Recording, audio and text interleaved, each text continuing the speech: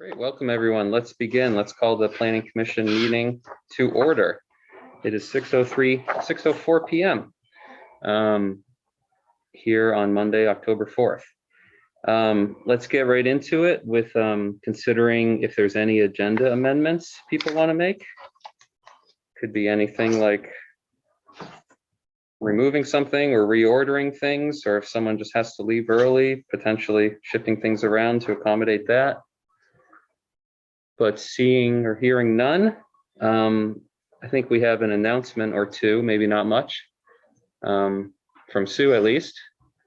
You want to go first, Sue? Sure. I just wanted to let you know that I've had some preliminary discussions with emails with the Wyndham Regional Commission about their ability to maybe do a bike ped plan for our municipal planning grant application, and it's not clear that they're going to have the staffing capacity to do that. So I'm still working through those conversations, but also probably reaching out to a consultant who can give us some sort of estimate of the work. But the anticipation will be that I'll take something before the select board, hopefully at the second meeting in October, because they need to ratify the proposal.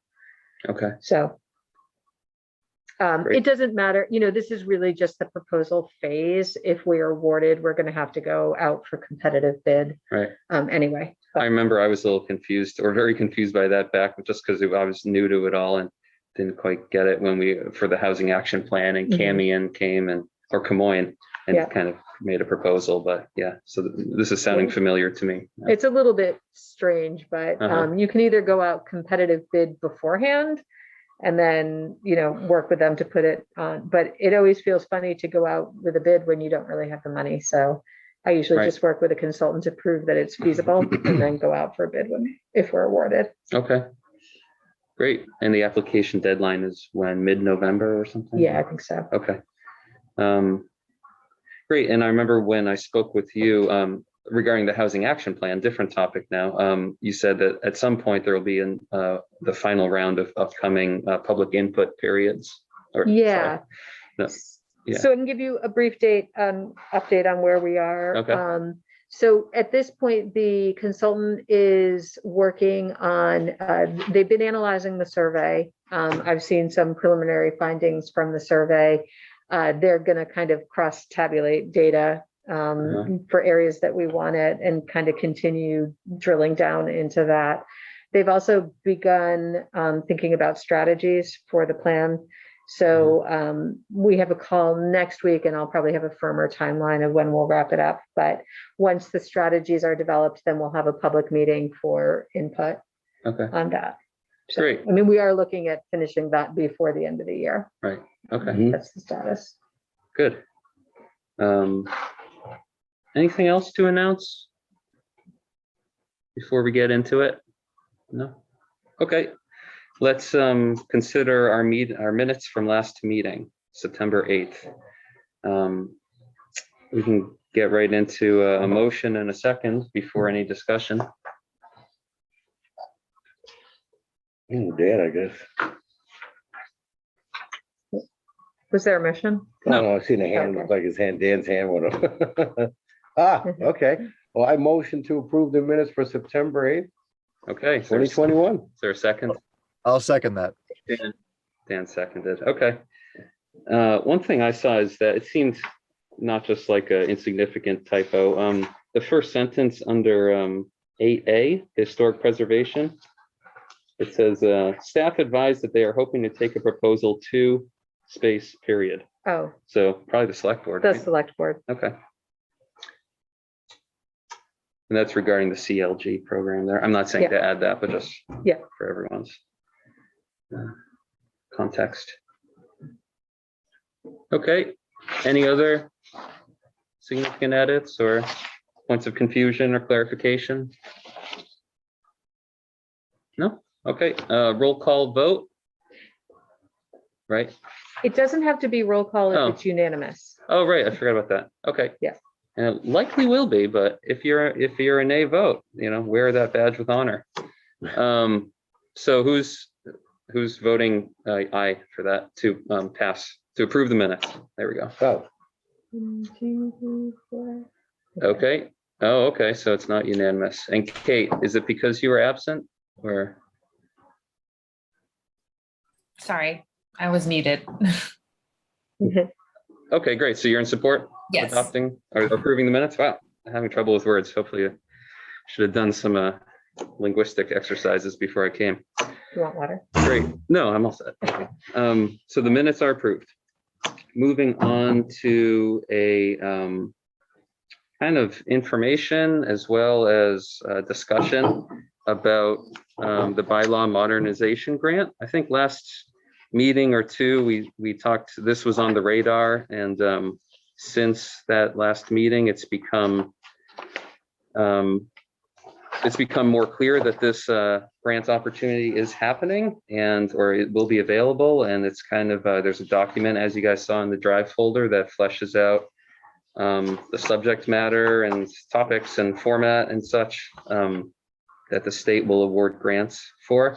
And it's, what really jumped out at me was housing in what they define as smart growth areas, areas with already having infrastructure or planned infrastructure. So staff put together, Sue and Steve put together a proposed kind of scope of work or focus rather of the grant, because they need to tailor the application in a certain way.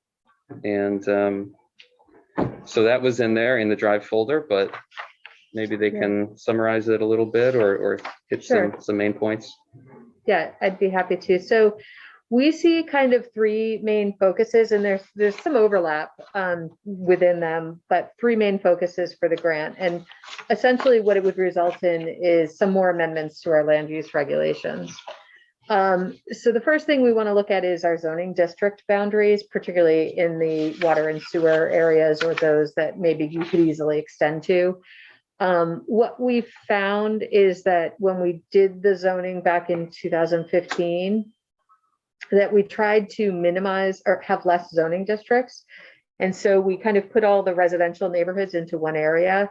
And this meant that our more densely and older kind of traditional neighborhoods that are around downtown have the same setbacks and lot sizes that you might have in like a 1980s subdivision out in West Brattleboro. And so as like in our daily work, permitting, we find that sometimes that's a barrier. So we want to look at those zoning districts and also see if there are areas to expand residential development. The current regulations definitely are encouraging infill development on Putney Road, but we're not really getting requests there. People are, looking at, you've probably seen the articles on Winston Prouty campus. There's other parcels that we didn't kind of plan for denser residential development that could be appropriate, like down where VABAC is, the Vermont Agricultural Business Center. We've got the kind of their buildings on one side of the road, and then there's land on the other side. That's actually not that far from downtown. It's on water and sewer. It's pretty close to, the neighborhoods of South Main Street. So there just might be some areas that we want to look at to see about residential development. So that's kind of what we want to look at in the zoning district boundaries area. The second part is we spent some time talking about infill housing, like how can we encourage more, units here and there, units incrementally, whether it's, maybe an accessory dwelling unit or a second house on a lot that doesn't need to be subdivided. So there's lots of different regulatory things that we can look at, and we said we would look at and come from the state's guidance in the zoning for great neighborhoods. So we actually just want to be able to do that and look at how we can encourage kind of the smaller homes and accessory dwelling units, but then also how can we get maybe townhomes or 3-4 unit dwellings or small cottage clusters, and doing so in a way that doesn't rely on our planned unit development. We have a couple of different ways that you can develop, but they're kind of complicated, and we want to make it as easy as possible. If somebody has a half acre lot and wants to put 3 small homes on it, tiny homes or cottages, we don't necessarily want to put them through a big, long process. And right now we do have barriers in our regulations, like you might need 2 acres as a minimum lot size to do that as opposed to half an acre. So I think this will be a big focus of the work that we'll do, and kind of dovetail nicely with what we had discussed at the last meeting, and we'll talk about coming up here about what can we as a staff and planning commission do for infill housing and identifying spots. So then the last area, or I can stop and take questions if you want. Yeah, I was just gonna say, I didn't know if you were, yeah, so just keep in mind that, staff's looking for feedback as far as like, does this look like a great plan, or are there things we want to add, or things we want clarification on, or to redirect, or whatever. So, but. And then the last area is, there's a state program called the Neighborhood Development Area. We went through that. Some of you may recall we were designated that in 2020. And it's basically the Canal Street area, kind of Western Ave, High Street, Western Ave. Basically, it's the neighborhoods that are kind of just east of the interstate. As long as they were zoned residential neighborhood or mixed use or service center, they kind of fell in that area. It's a state program that is encouraging infill housing and multi-unit multi-unit developments. It gives some benefit. There's benefits to having an NDA, as we call it, neighborhood development area, particularly when it comes to like Act 250 permitting or water and sewer permits, wastewater permits from the state, which can be quite costly. The fees are capped at like $50. So they're pretty significant development costs that can be saved. In order to have an NDA, you need to meet certain road standards and zoning requirements. And typically they're defined by a buffer. I'm actually going to share a screen to kind of give you an idea. Let me just share my screen.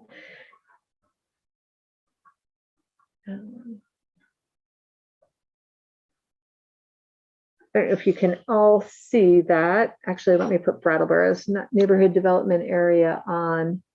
There's some nodding heads that you can see that, Can you see? folks? Yes. Okay. So the neighborhood development area, basically, it can be it's an add-on if you have village center, which we have in West Brattleboro, or if you have a downtown designation, which is this red area underneath the blue. So the blue area is our approved neighborhood development area. We were able to get it to come out to exit all the way out to exit 1, because we were able to argue that, a lot of it is over here in New Hampshire. And then you also can't include the floodplains. So we were able to make a case to kind of extend it. What we don't have is a neighborhood development area around West Brattleboro Village Center, the Village Center boundary. And some of you may know Wyndham Windsor Housing Trust, purchased the chalet. There's quite a bit of land there. There might be interest in developing housing there in the future. Winston Prouty, while it is on the other side of 91, has been talking to the state, and they are hoping to, over time be able to develop several hundred units of housing there. And so they've all been interested in these benefits that you can have from NDA. And so it's not a heavy lift, but it's likely going to require some zoning district changes and some tweaks. So it seemed appropriate to roll it into this grant opportunity to kind of look at those areas. And the staff would make the application, but at least we could be set up to easily access that by the state. You all set, should I? Okay. Yeah, Gary. No, I guess I just wanted to ask with the other 2 places like SIT in that area also, or is that a potential? That would not work within their definition because it's first of all, it's not within So the buffer area around the downtown is a half mile, and the buffer area around Village Center is a quarter mile, because what they really want is like these areas, these walk sheds, is how they've defined it. And so Putney Road area, it doesn't meet the state's criteria at this end. So in fact, you'll notice like the retreat farm and this area, even the Brattleboro retreat, Meadows. their underlying zoning doesn't kind of comply with what the state's requirements are to get. So they're out of the neighborhood development area. There's certain density requirements and minimum lot size and that kind of thing. So even though the Putney Road Service Center, neighborhood center areas, Yes. they're pretty built up already, and that's our plan wants to, Yes, it won't fit it doesn't with the fit. states. Yes. Yeah, just for this, though, it's still something we could consider for infill development. Oh, sure, It just can't be an NDA. It can't be a state recognized Yeah. NDA, yeah. Yeah. So then, but would expanding the NDA even farther south and west to the, talked about Winston Prouty and Delta campus, So would be this- possible? So we've had a brief conversation with the state about it, with Department of Housing and Community Development. They are receptive to Winston Prouty. It gets more difficult to make an argument for Delta campus because, so Winston Prouty, you can access it, it's walkable from Maple Street, right? There's Mhm. sidewalks, Yes. there's all of that. The Delta campus there's no sidewalks, and you actually get to it from Guilford. So it's too far from kind of the exit one area in their minds. Right. So as it currently is, it's unlikely. Mhm. They had investigated because Algiers Village in Guilford actually is a village center. Right, So they had actually wondered maybe you could make that argument, but they really weren't feeling comfortable with it. Right. Just trying to see how far that goes up by Austin School. I can't really see what areas that's covering. yeah, well, personally, I think I feel, similar to how the state feels, Yeah. Because, look at Delta campus and it's isolated and it's surrounded by forest, and the whole Bylaw Modernization Grant thing is focused on smart growth. So unless we really, but it's kind of tough too, because, there's such a need for more housing. And, it's tempting to try to find every sort of incentive and massage it to fit the needs. But I mean, I feel like that's a stretch.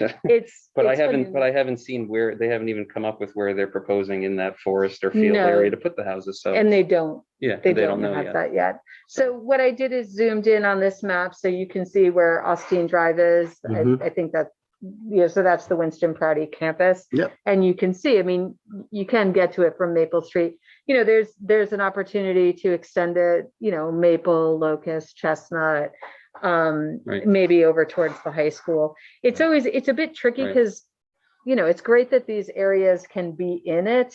However, they're pretty established neighborhoods. I mean, Yeah, that way they are, yeah. not so I'm not sure underdeveloped that or they anything. really get a ton of benefits. I like to find the areas where there is kind of undeveloped Right, land that's yeah. kind of in that smart growth In area. that scope. Mhm. But Yeah, Dan.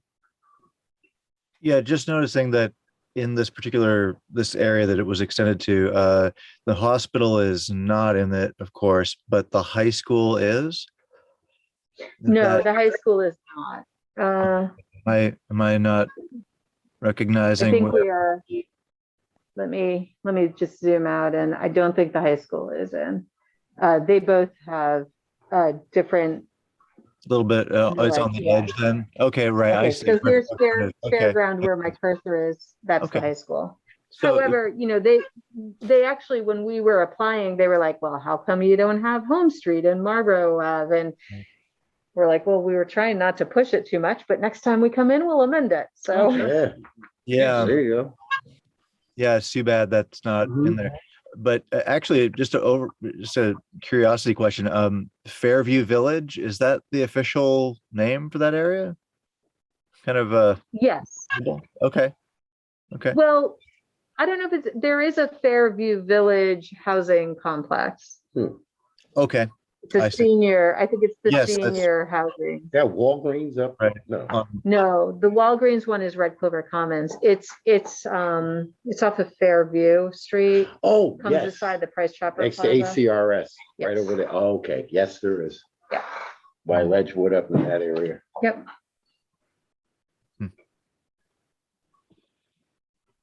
Okay, any, So can I just say one other thing? I looked this up while you were talking, and we are one of 7 in the state of Vermont of these Yes. NBA designated areas. That's pretty, I mean, that's impressive.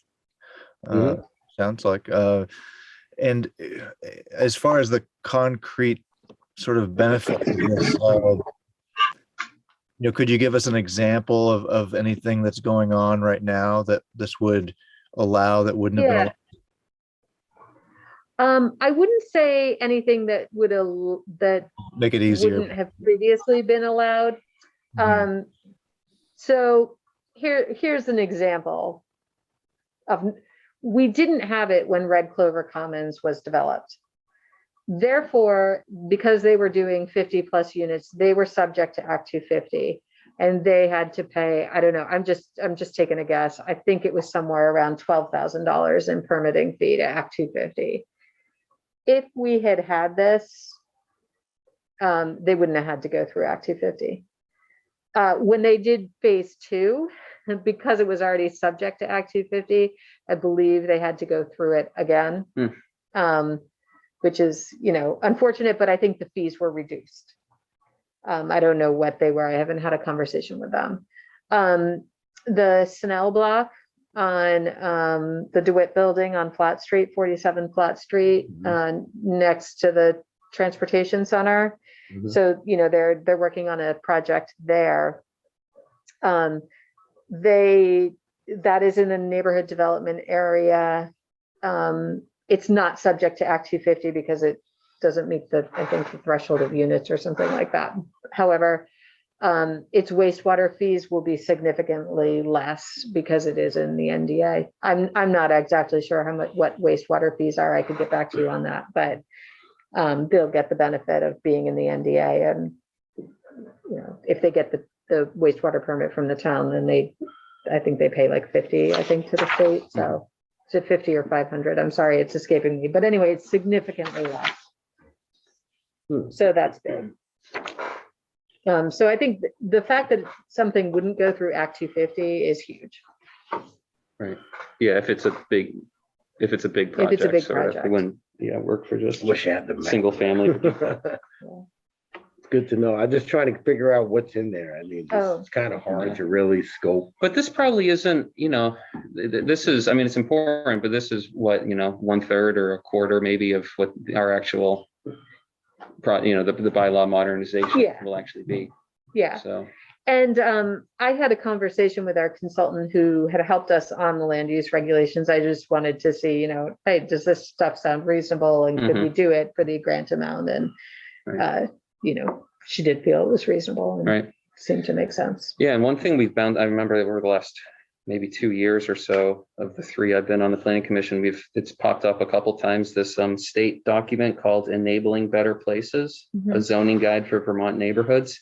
And then we did something with we were a case study, right? And they highlighted specific things from that document that they recommend we implement. So, and if you guys go through that, it's in the drive folder underneath the plans and studies subfolder. It's just, a lot of them seem good. Maybe a lot of them, aren't good for Brattleboro, but not a lot, but maybe some. But anyway, a lot of them just skimming through look great in my mind. So it's like, we could potentially go really far with this grant because a lot of work is already done. Yeah. And speaking of work already done, I saw that a quarter of the possible 100 points are for community need. Yeah. And can if we get this grant and we get consultants to implement it, could they just springboard off of the housing action plan? Yes. Right.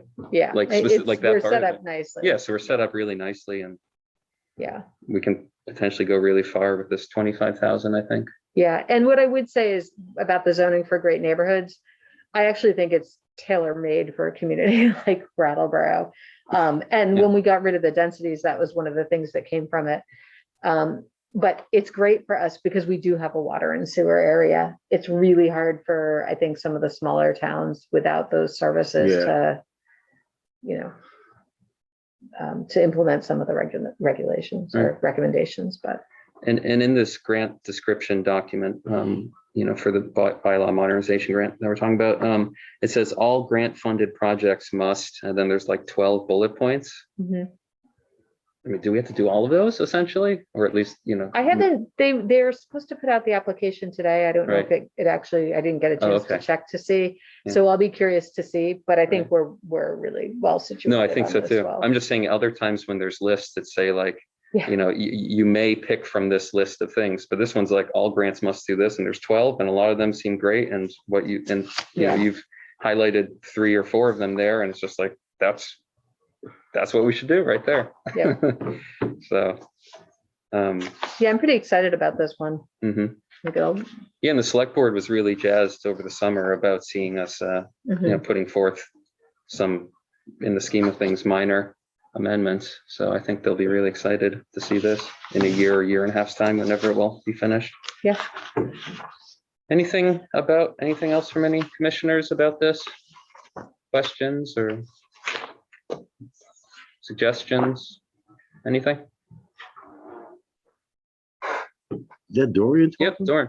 First of all, I was just gonna say thanks so much for your continued work. My apologies for being absent. I've been dealing with I have a hiatal hernia tear that is connected to my Ooh. lung and breathing. So just my energy has been relatively shot. So I'm starting to get better and I have more energy. So, but you all you've been doing good work going forward. So I just want to thank you for that.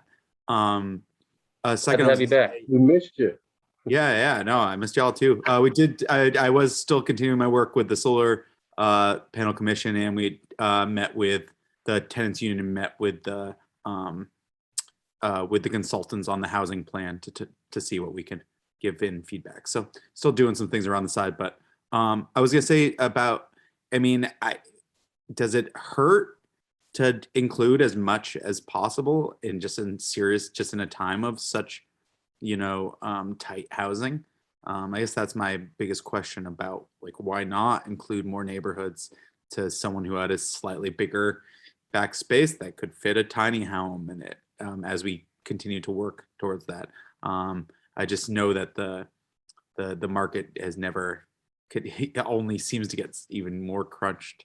I had 2 friends move out of a apartment along the commons, and 150 individual people or families applied to get into that apartment. So it's like, it's never been crazier. I know there's a couple of units that have opened up in my building, and we've been trying to get in some people that have either been some younger people in the trans queer community, because our building is a pretty good safe space, and also some folks that have dealt with some housing security problems in the past. But I mean, I think for those, it's like, you know, the landlord says he's getting like, you know, 6 to 10 calls a day. So for only a handful, 3 units. So anything that I think any other neighborhoods that could be included, why not? If there's something more. So definitely, like, we'll look at those neighborhood development areas, but the infill, the regulations that we look at for infill will really be any, you know, a lot of the other neighborhoods, even if they're not eligible for the neighborhood development area, for sure. What is not so clear to me is whether we could be looking at the more rural parts of town, but, you know, I think the tools that some of the things that we would do will affect that. For example, right now we only allow 1 principal building on a lot. And I think that we should allow more than that. And that's something that comes from zoning for great neighborhoods. And that would be, you know, all over town, not just in the water sewer areas. Not being an expert on this at all, I would assume that if we slip in, you know, 10% of our bylaw changes happen to not be in the actual infill area, We can, you know, it's, it will be an accessory or secondary part of our work. Yeah. One might say. Yep. And not so significant. What am I doing now? Yeah, so what was I gonna say? Okay, so the deadline for that one is November 15th, but we're waiting for the state to actually produce the application document. Yeah, it's November 15th, and I think that, I guess I was looking for some sort of agreement from the planning commission tonight, because I'm going to need to produce materials for the select board for their first meeting in November to hit that deadline, and that makes us have the meeting right before that. So it's just a timing thing. So if this sounds good, I can bring it back in November, but actually a vote tonight. I know it's hard for you Crunch to, time for us, right? a vote would actually be helpful, because I'm not sure if I'm going to need the planning commission to sign off on the application too. Okay. That's often the case with the grants from the state, like the municipal planning grant. So Right. Great. Yeah. I would. oops, Oh. sorry. I was trying to read Dan's note Okay. and I hit that instead of that. I figured it might be for those on their computers, but if you guys want to look at it too, it's just a document about the NDA. Where did I find that originally? Yeah, on their website. Yeah, Okay. yeah, very interesting. Yeah, good. Yeah, so maybe we should craft this motion now, and but then also keep in mind that in between now and then, if upon people's further thoughts about the bylaw modernization grant and staff's proposed focus, if anything really dawns on you or some great idea comes up that gels with it, then can mention it to staff. I was because of my weirdness at last meeting where I was going to abstain and then I didn't from that vote. I reviewed our kind of adopted Robert's rules for small boards, and it says that the chair can craft motions. So how about I move that we approve of staff applying for this grant in accordance with their proposed focus. How about I second shown in the that for you? document? Second. I second that. Okay. Do we need Great. a hand raise? Any further discussion about that? Or clarification or anything? No? Okay. Let's vote. Let's see if it's unanimous, and then so we don't have to do a roll call. Aye. Was that just for minutes or every vote? Sue? All votes. All votes. Okay. So all those in favor Aye. of advancing this grant? Great. Okay. All five of us. Good. Yeah. So I misspoke before about the previous thing, the bike ped grant that we're doing for the municipal planning grant. I mean, not that it matters too much. Staff is going to take care of this fine, but that deadline is November 1st. Thank you. But this one is November 15th. So we've got staff on On two of them. right now. Great. So let's move on to talking about doing the housing infill project in-house, and what capacity we might have for that, and how feasible it is, and what it might entail. I think I compared the document that staff provided called Infill Housing Work, a document, with the one from last meeting where it was framed as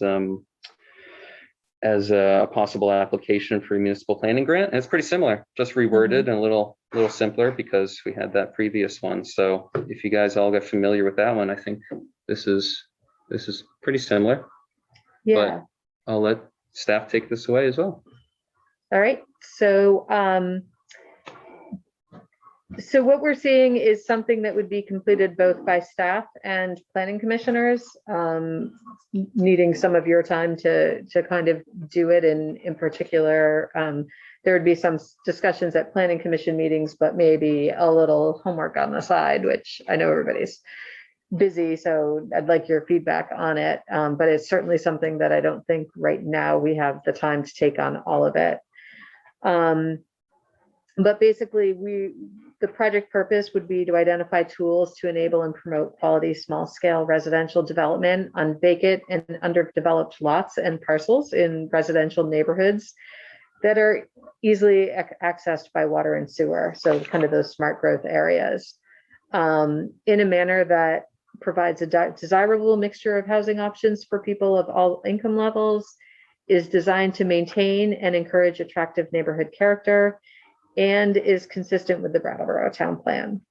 So what we want to do is identify neighborhoods that can accommodate infill housing. So that's really about looking at the use of parcels and the development on the parcels. So, is, like Doran was mentioning before, do you have a backyard that, you could get another building back there?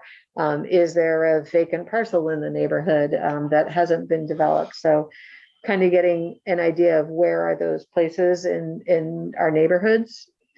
And then so that we make sure that it kind of fits the character of the neighborhood. And when I say character, I'm not just talking aesthetics, I'm talking about setbacks, distance between buildings, size of the buildings, that kind of thing. To me, that's how I'm defining character here. But then even some architectural design as well, if we want to go that way, but more the development pattern. And then from there, once we identify these and we identify the neighborhood character, then we can, do the education and promotion piece, reaching out to property owners or developers and kind of letting people know what their options are for these particular sites. So the scope of work, the first part of it would be this character survey. And I apologize that I didn't put up an example of this, but it actually comes from the Zoning for Great Neighborhoods. And when I was talking with the consultant about the bylaw modernization, and we were talking about fixing setbacks and fixing that kind of thing, she said, well, have you guys done that work? And I said, well, we did it when we did the land use regulations in 2015. We kind of did a desktop version of it, but we didn't actually get out there and measure how far back from the front property is the building. Is it 20 feet back? Is it 5 feet back? How close to the side property lines is the development? Is it 5 feet or is it 25 feet? So that's kind of the work that we need to do, and kind of like looking down a block, are all the buildings aligned or is it kind of varied? So those are things that there's tools out there to kind of do this character survey. And you can use a form, and some of it is we might need to get landowner permission to take our little wheelie and measure distances. Site visits, Gary. Yes, site visits. Site visits. Guys, getting fired up here, man. Site visits. But donuts. we could pick a couple of neighborhoods, and maybe somebody takes a block, and we can arrange the permission and that kind of thing, or get out there with you. So that's the idea on the character survey, so that we can get those results, and that's also going to help with the bylaw modernization. Do I have like staff ID will come on the property? What's their phone? No badges for us. No we don't even have badges. We don't need any sadly. badges. Does Brian have one as a zoning Brian does enforcement? not. No. New York, they do. Yeah, New York, they have the badges. And a cowboy hat. Yeah. Brian has a clipboard. That'd make him less That approachable. maybe, clipboard up alone here. is just Yeah. deadly. And then from there, we would, then there's kind of like the more analytical, like we could talk about the areas at a planning commission meeting, what do we think are appropriate infill sites? Does it have a certain street pattern? Do we really want to be encouraging a ton of infill on a cul-de-sac that's got one way to exit and enter? Yeah. Do we prefer them to be in a sidewalk, a certain distance from public open space? Just talking about those kind of criteria. What is the infrastructure? What are natural constraints? We can kind of we can do more of a GIS analysis of those parcels that we've identified, and, further refine it. And then take a look at the maps that get produced from there. And then I thought about an infill site analysis. So we kind of did this with the Tri-Park master plan. They were going through a process where they want to remove mobile homes from the floodplains and the high-risk areas. And so we were looking within the park. So then it's really looking at it at a site level to kind of evaluate, what are the challenges of the site and kind of document those. And then from there, we could do the outreach. So that's the proposal of what I felt like could be handled in-house. Some of the GIS, we might need to work with the Wyndham Regional Commission on, or perhaps Steve or Brian can brush up their skills and do some of that. But I didn't put a timeline on this, only because there are some, I think at the November meeting, we've got some topics that we need to, some other topics we might need to discuss. But, we could certainly get rolling on it and look at it over a couple months. Mm-hmm. Yeah. I think, I'm excited about this one because it, I think as I highlighted last month, what jumped out at me was, the last part or how it was worded in the other one, but, kind of highlighted here in the last one, which is how it, we have the opportunity here to maybe precipitate new housing starts that otherwise would not have coalesced. So, plans and that sort of strategizing is very important, but this may be fulfilling in the sense of actually being closer to the people who make housing happen. So. And it's not included on this, but as we sit here and talk, I realize we have some vacant buildings that have in the past, whether it's single family home or multifamily. And we have somebody in the community that's actually been interested in, what are we doing about those? Do we have a registry and can we reach out to different developers? So, or even the property owners to help them get going and understand what resources are out there to get those units back online. Yeah. So that could be a piece of it too. There's at least 2 right on Clark Street. So it'll be like an educational thing for people who own these lands, like on Bird Street, especially on Canal. This is like that. Yeah, we're actively going to go out. I mean, go to introduce them to how to make infill housing or repurposing happen. Awesome. Yeah, I'm ready for instead that. of producing a plan or regs and then just like, hey, look at these. I mean, Or be like, hey, this is tailored for you. This More or exactly. less. Hey, where it is. Yeah, I So- love it. Yeah, so there's no deadlines or timeline for this because we're not applying for any funding, but we can just pick at it as time goes on. Yeah. And Steve and I were talking because like initially the first step would be to kind of gather around a table with a big map and identify some neighborhoods. So it might be a little bit more challenging to do it in a hybrid way, but that's okay. We'll figure that part out. Okay. I'm still breaking out of my habits of just getting around a table. Right. Kind of thing. Yeah, I know you were mentioning, Steve, some Lucis program that Tacoma, your reference from Tacoma did, and you were excited about using that. Right. So it'll be like a PowerPoint presentation over here on this. I think that was sort of the thought is depending on how, I guess, precise we want to be with that sort of analysis, we can either be doing a more traditional, either on paper, digitally, just circling places, everybody coming up with values and preferences for where does infill housing work, what makes a good spot for infill housing, and then we make a map based on that. You can either just do that by drawing on a piece of paper or doing it in GIS very, very scientifically. So it's sort of, we'll decide that in the future. Right. Yeah, so we have options. We'll see what best fits us and seems to produce the best reasonable result. See what's out there. And I think we might have the design review committee. They've been interested in kind of documenting that neighborhood character more from an architectural standpoint.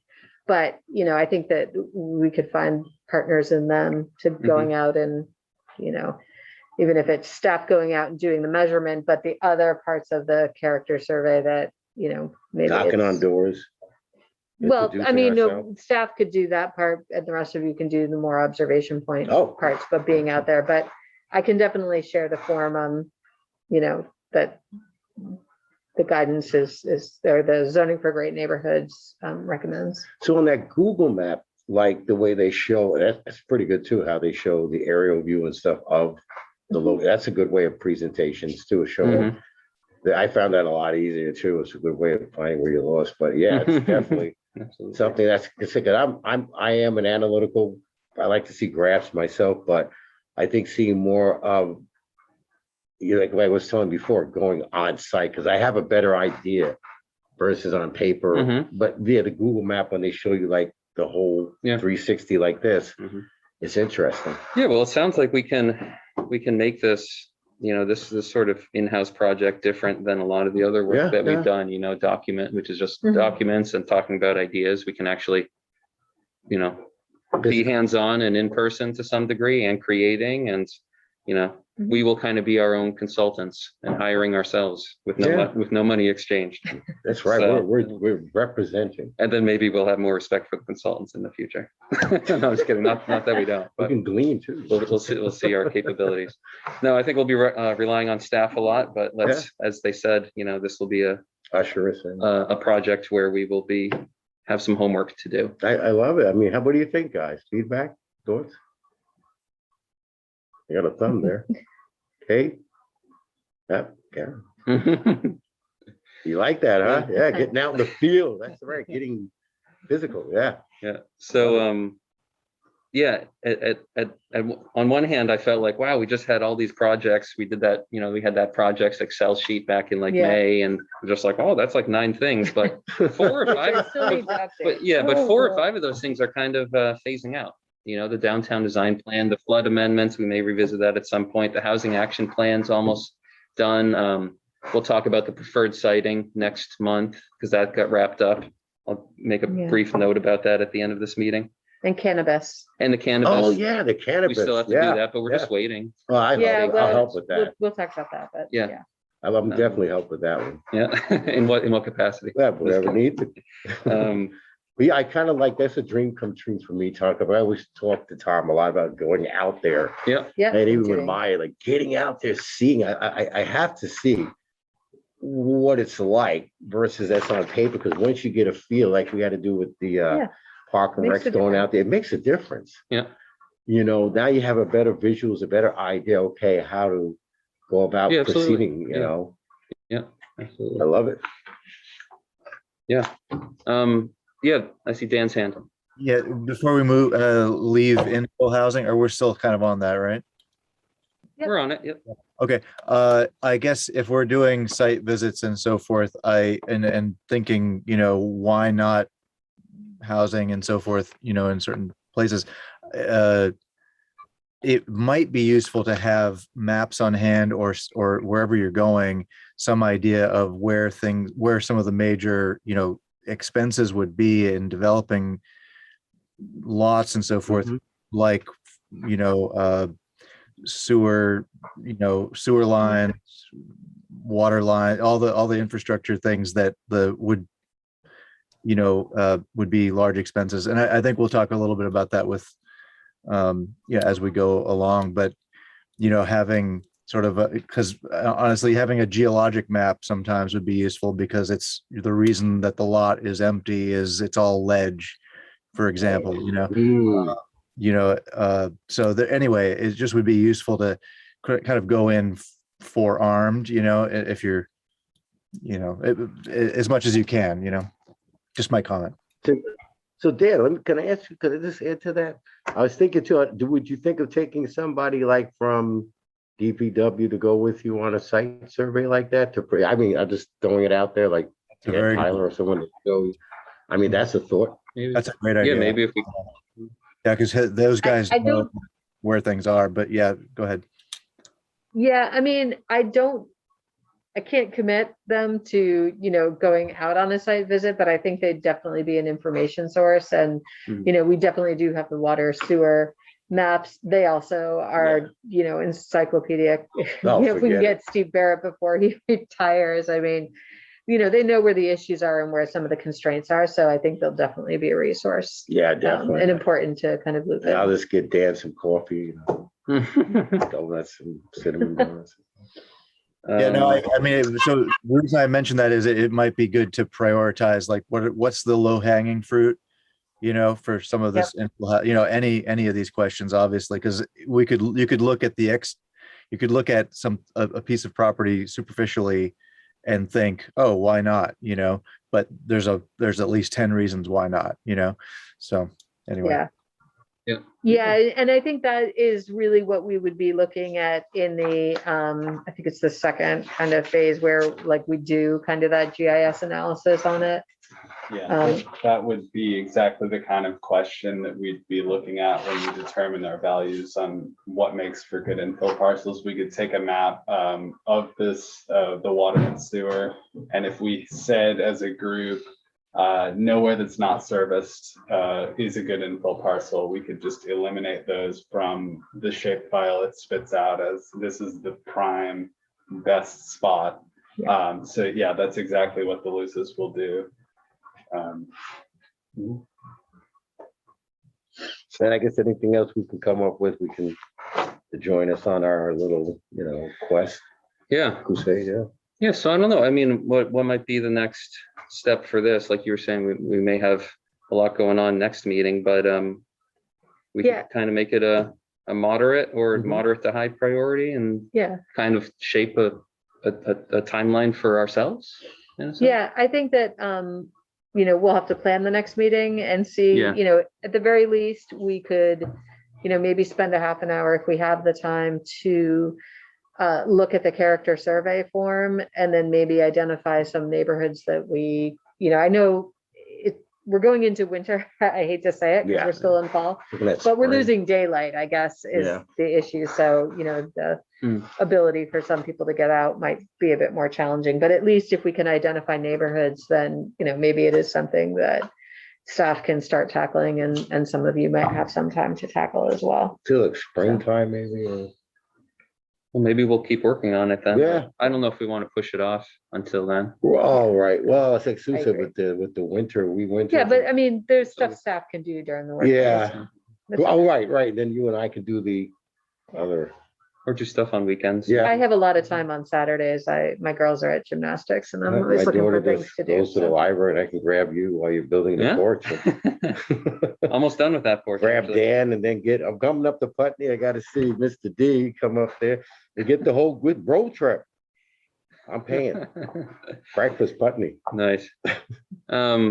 Great. So how should we, so great. So people feel like this is good as a moderate to high priority, not necessarily stop everything and do this first, but this is on our docket going forward. Our bucket list. Definitely on the bucket list. Yeah. Okay. Kate, Dan, Doran, thumbs up. Okay, great. No vote or anything's needed for that. Let's move on, if there's nothing else about it, to the topic, the item about historic preservation. Continuing with this topic, if you all will remember, we're trying to, I think in general agreement that we want to advance the certified local government program to get more access to some funding and educational sort of resources about our historic districts and properties. And while we're doing that, it seems timely and relevant to review our historic overlay regs and see if they could be improved. And so if you'll recall, we talked a little bit about like kind of property owner, like opt in, opt out, the equity issue. And last time talked about another thing or two. Demolition. Yeah, Demolition demolition. delay. But so this time staff, Sue and Steve came together. Well, with a really, in addition to the other memos, a really good informative memo. I hope you all saw that. That was really educational. Gave a lot of good context. And yeah, and then I shared a document in there too. It was the same one as last meeting, but I just put a little blurb in there. But I think I won't get to that right now. I'll let staff do their great thing, as I always do, in framing the conversation. All right, so we have two pieces to this, and I'm actually beginning to think I maybe ordered them in the wrong. It might make more Oh. sense to talk about the local historic districts first. Okay. I'm not sure it matters.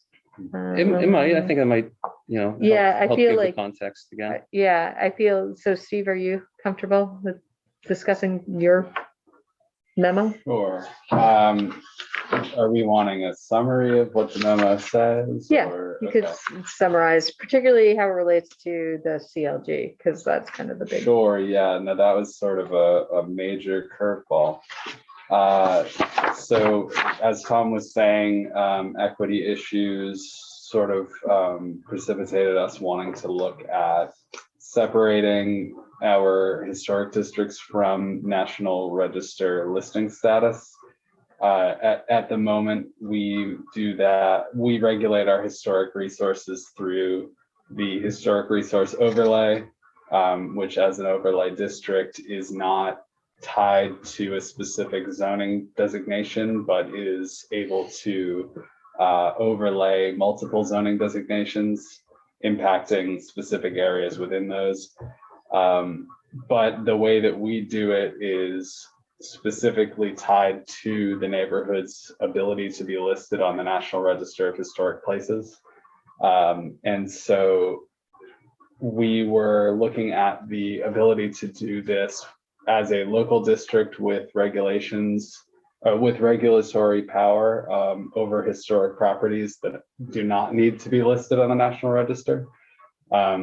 So in researching this, we looked at state statute as well as contacting the state's historic or architectural historian to ask about this. And what we learned from Devin Coleman, the state's architectural historian, was actually a bit surprising, to say the least. We thought that we were sort of being ahead of the curve on this with equity questions. And we sort of, we asked, do you have any advice on how to do this? Are we the first to do this? We had sort of looked at every other CLG in the state and seen their regulatory language. And Devin said that now the priorities have changed at the National Park Service, who is the overseer of the Certified Local Government Program.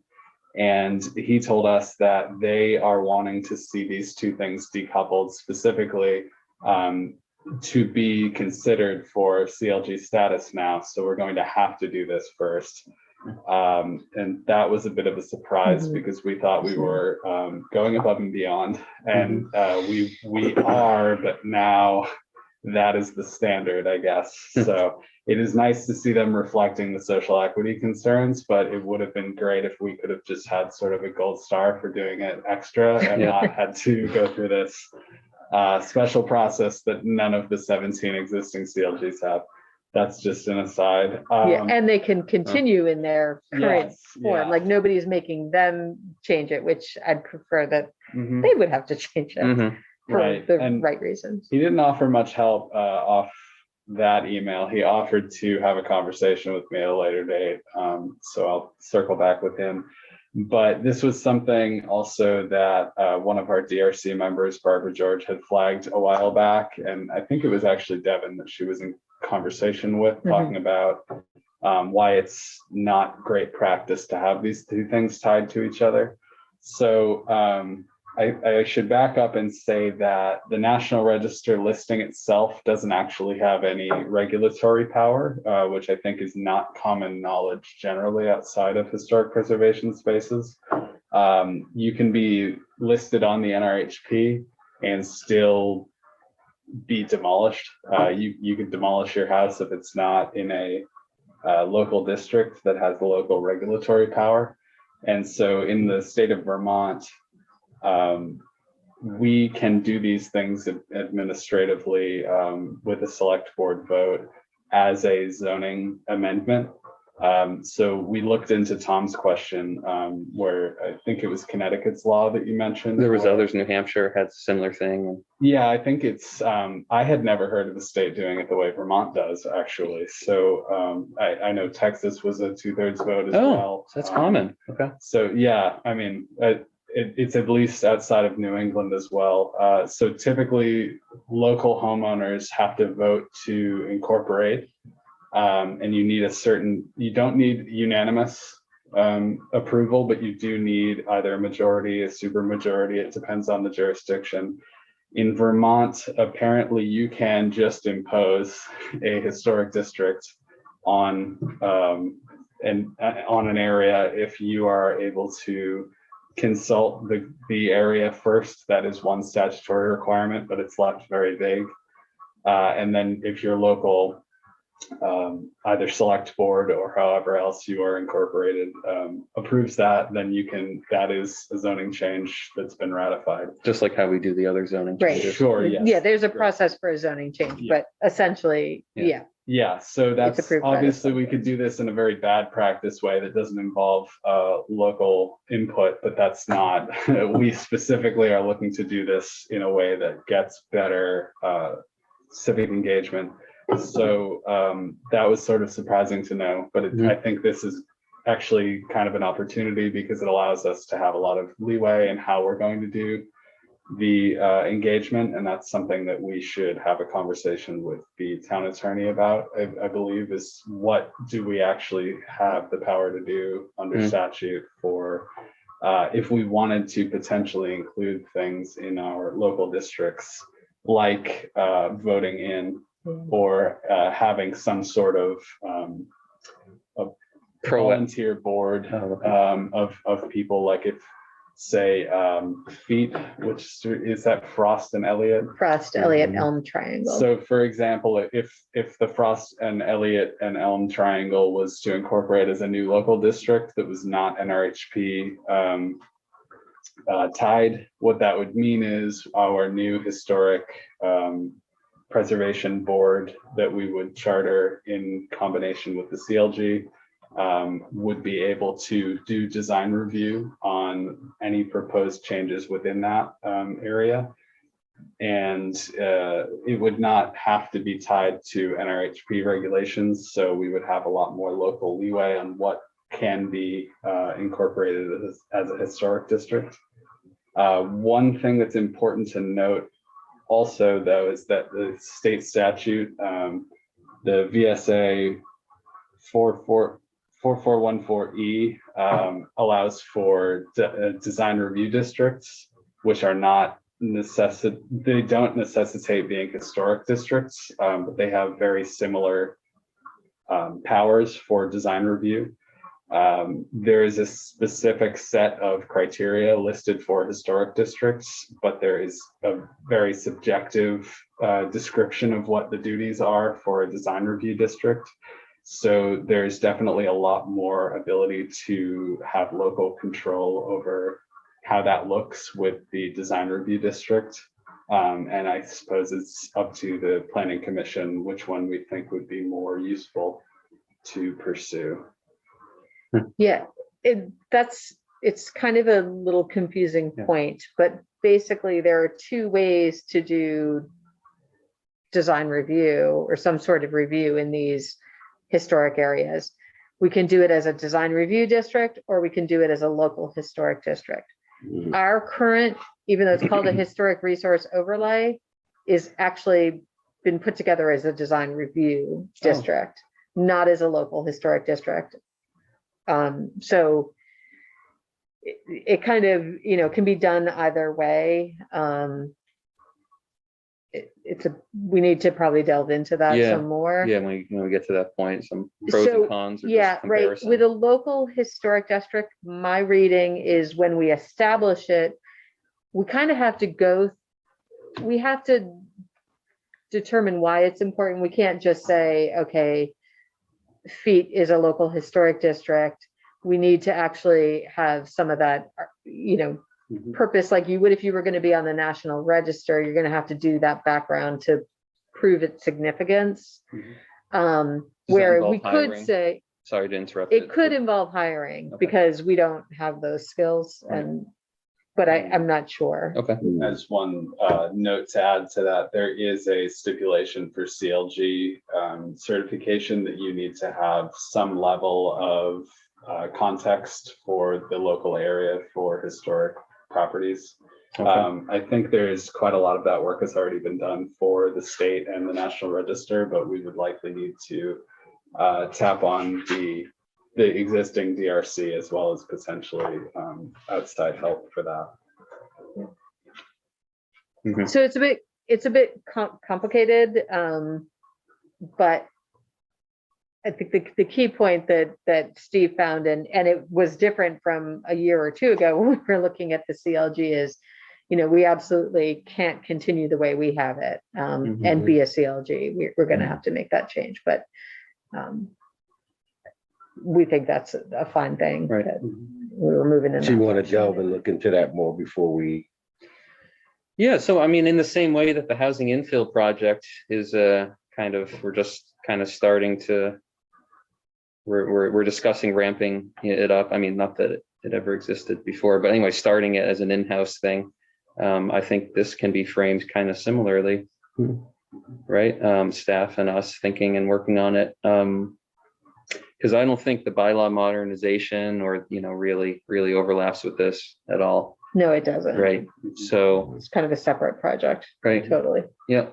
It would also seem to be, now that we found out that we have to do this in a very different way than we expected, we're probably not looking at applying this winter the way that we thought we would be. So this Yeah. probably gives us at Oh. least one whole year Yeah. to figure this out first. Okay. Yeah, we definitely won't be applying for the CLG status in the next couple of months. Okay.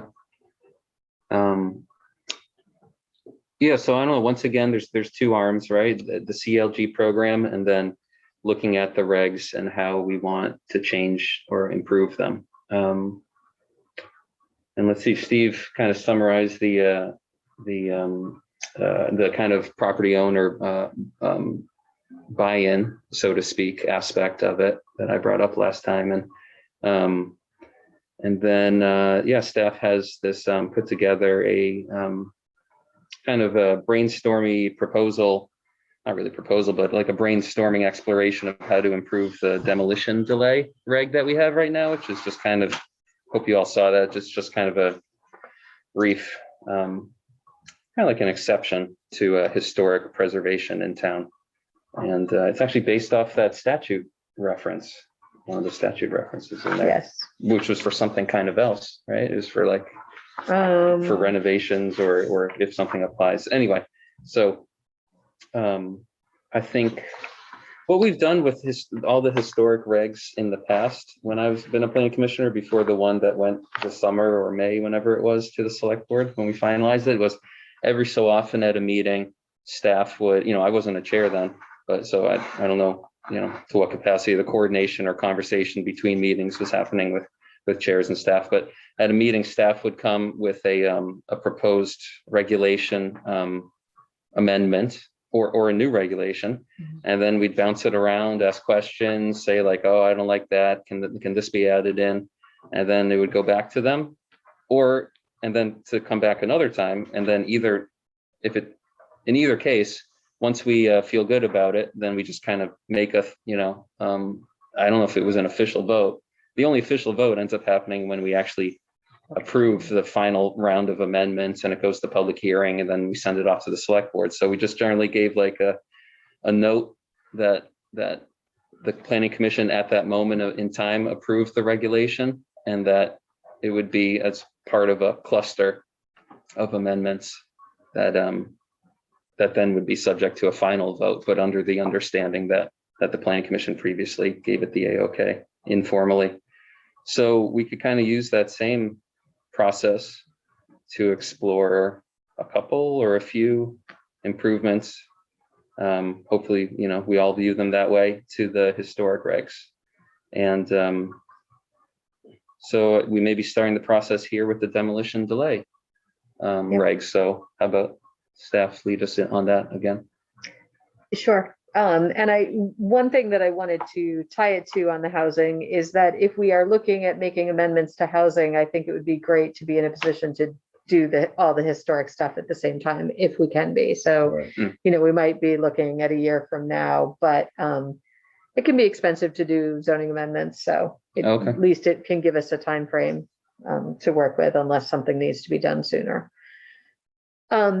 So I spoke at the last meeting briefly about the issues that we've been having with demolition. And so the process basically is that the Design Review Committee, the DRC, which is made up of a couple people with some background in architecture and historic preservation. They review and make recommendations for demolition to the Development Review Board, which is ultimately decides whether a historic structure, so there's contributing structures and non-contributing. Contributing structures are those that are subject to the Design Review Committee's review. And so anyway, they will make a recommendation to the DRB about whether or not something should be demolished. And the problem that the DRC has is that, you know, they've got this criteria that they're looking at, findings that they need to make, but they don't have clear guidance as to how to determine what financial hardship is, or there's no requirement on the you know, an applicant can sit there and say, well, I want to knock down this building. Do you think you could pull that up? Not necessarily the actual document you guys that Brandy made, because it has a lot to it, but just the actual reg in the land use regs. It's going to take me a little bit. Oh, all right. Never mind. It won't be quick. Sorry. No, that's fine. That's right. If you have the memo in front of you, that gives you the two findings and the first two bullets in that memo. So yeah, so there's no clear application materials that say, you know, what is the status of the redevelopment plan? Has it been approved by the DRB? Does it have financing? Is it ready to go? And so absent these, the DRC felt like, well, we would never say it's okay to demolish a contributing structure. We'd like the regs to have more guidance as to what they should be providing us. So, you know, that started us on a conversation of how do we improve our demolition regulations? And the DRC talked about demolition delay, which is a technique used in other jurisdictions, where, you know, you might issue a permit, but they have to wait anywhere from like 30 days to a year before they can before the permit's valid. And the idea there is that maybe there'll be some other options that people will step in and save the building. Or, you know, maybe we just tighten up what our application requirements are and not do demolition delay. But they wanted to kind of have those things looked at. So when I was talking with Brandy about the Bylaw Modernization Grant, I was like, she was asking how our historic resource overlay was going. And I was talking about some of the issues, and she said, oh yeah, several other towns are having those kind of issues. And I've been working on some new regs in Hartford, and Montpelier's been looking at some things. So she provided a really nice comparison table, which if you printed it on 8.5 by 11, it's very small, so I apologize, but really walks through the different issues really well, and how you would structure the regulations. And when I looked through it, I was like, whoa, you know, we really are kind of deficient in what we're requiring. There's a lot of room for tightening it up, or at least giving more guidance, but lots of decisions to be made. So, you know, some of the questions that came to mind is, our demolition for historic resources, are we just talking those that are contributing structures, which kind of gets to some of the equity issues that we've been seeing, or are we talking about any building over 50 years old or 100 years old? You know, what are those resources that we're really looking to protect from demolition? What kind of things should we exempt from review? You know, if they're taking down a garage, is that important that the Design Review Committee review it? What if it's, you know, on the back of a building and it's not visible to the public? Does that need review? What is the information needed to provide economic hardship? That's kind of a big one. Do we want to talk about demolition delay? You know, or is that, if we just, you know, does that make sense for Brattleboro, or do we want to just make sure that they're providing us lots of information? So these are kind of the questions that we would encounter as we look to improve the demolition part of it. We can start and give you a draft, and and go through it like that, like Tom had Right. mentioned. But I wanted to frame some of the issues that we'll Mhm. encounter. Yeah, I know I made a few notes, but I'll let others go first. But before that, though, I felt like, and maybe others do too, but I felt like I maybe you guys already said it, but it's kind of a clarifying question. Our current demolition reg, Mhm. the third one, which just is talking about historic structures, does it apply currently only to the contributing structures within districts? Yes, It doesn't apply to the other 9 or so single individual standalone National Register of Historic it doesn't. properties. That's Right. correct. Yeah. So there are the districts. And then there's also some individual listings around town. Right. It does not apply Right. to those. And that kind of mirrors how, I mean, maybe everyone knows this at this point, but I'll just say it's for the public viewing. Like our zoning generally can't apply just to individual properties, right? I mean, that's why it's called zoning, even though we don't call it that. We call it land use and development regs, but I guess because that's unfair and maybe it's been ruled illegal or something, but we need to, Spot zoning. kind of. yeah, that's called spot zoning and it's not allowed. We need to kind of paint the regulation brush broadly. I With would broad say, strokes. Just as a point of clarification, and I only know this because I was just reading the VSA. You can designate one property as a landmark, I guess, Yes. through the statutorily. So we could potentially look to do that with Right. the standalone properties if any of them seem to be at risk of demolition. Yeah, I was giving a generality, but I know that, for example, in the regs, there's all sorts of things like, let's just say a store has these regs, or an accessory dwelling unit has these regs, or a library has, or a house has these regs. So similarly, a historic structure, we could modify the demo historic thing not to be just about contributing structures in the district, but just to historic structures, period, whether they're in a district or not. Exactly. And So that's these are- kind of where the yeah. 50 or the 100 year. So basically under the federal rules, any building that is 50 years old is potentially eligible to be listed. Now you're gonna have to find that either the architect or the architecture, or there is some sort of significance going on. But, so that's where the 50 years, do we want to apply to anything over 50 years, or, anything over 50 years? Well, that's not very old. That's the Right. 70s. That's almost everything downtown. Most of town, yeah. Up to like maybe So- what, 100 towns, you think? I don't know. Yeah, I feel like deciding what applies, and no one there is proposing a demo delay for for every structure, or are they? No. Okay, that's No. kind of another. You mean they, like the DRC, are they proposing? Well, any of those other any of towns those? they were comparing, it's not a town or citywide demo delay, is it? Or is it just for ones that they've already deemed as historic in some way?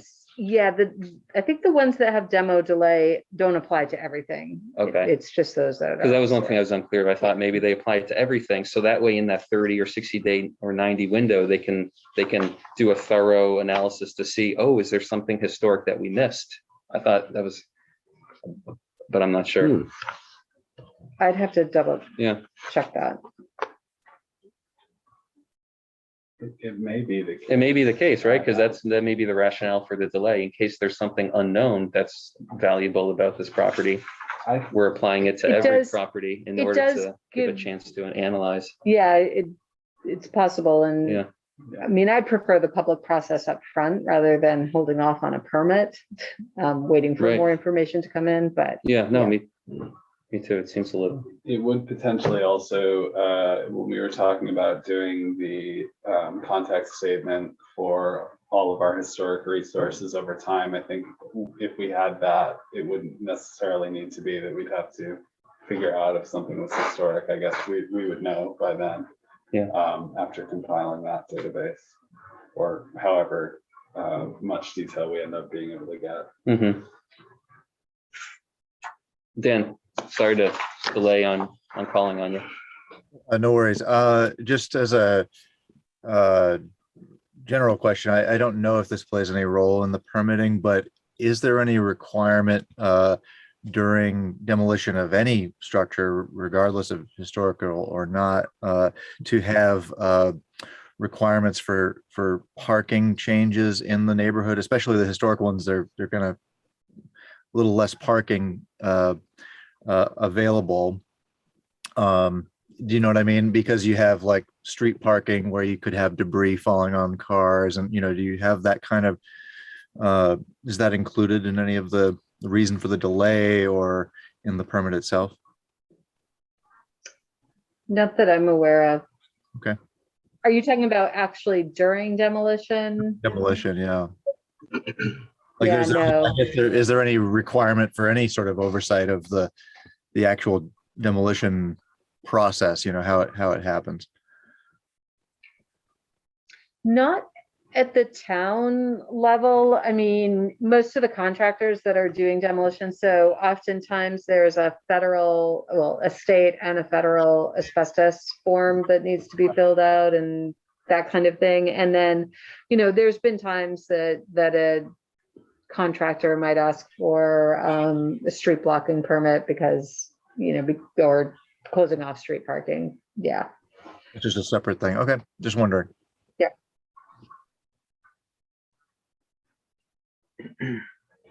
Yeah, that comparison document was a lot to wade through. Yeah, it is. I did a little bit, and a couple of things that jumped out at me is that that I kind of like this in our current two sort of exceptions that allow a historic structure to be demoed. I guess there's three, right? Because right now if it's by order due to public health, safety, or welfare concerns, but then the other two that are kind of under the property owner's purview, or if it causes a financial hardship to the owner, rehabilitation would be an undue financial hardship. And I mean, I'm sympathetic to that, but when I saw the wording in the document about sometimes some towns or cities rephrase it as economic hardship, and they spelled out, that there needed to be some sort of proof or analysis of comparing like the profit that's being made from it now in its current state and what could be made afterwards, or the cost of rehabilitation and the cost of rebuilding new, or the cost of demolishing. It was actually comparing, like, because the financial hardship thing is tough, right? Like, somebody may be a millionaire, but all their money's in assets and not in income, right? Tied up in And it's that, just like, right? so are we looking at income, or are we looking at, and then if somebody's buying a property new, it was kind of their choice to buy this historic structure that is on the verge of falling down, maybe, or that they're proposing to demolish. So I feel like it's more looking at it more from a something intrinsic to the actual property, which is its cost to rehabilitate versus cost to demo, and is better. Maybe there's still a place for the property owner's financial hardship, or maybe that's what was meant by it, but in our current regs. But anyway, so some clarification on that is good. And then the second one, where it says, it can be demoed if it's part of a redevelopment plan that will provide clear and substantial community benefits. Maybe most people know what that means, but I think maybe a lot don't. Right. Does that mean a town park, or does I think we have to, we have to be clear or about does that mean that a nice new building would be better than a running down asbestos and molds, So that to be that falling apart clarification. building? I mean, that would be a community benefit in some definition, but so. Yeah, I mean, I think that you can look at property values for community benefit, but yeah, it could be that a park is desirable in certain neighborhoods. That definitely needs to be defined. Right.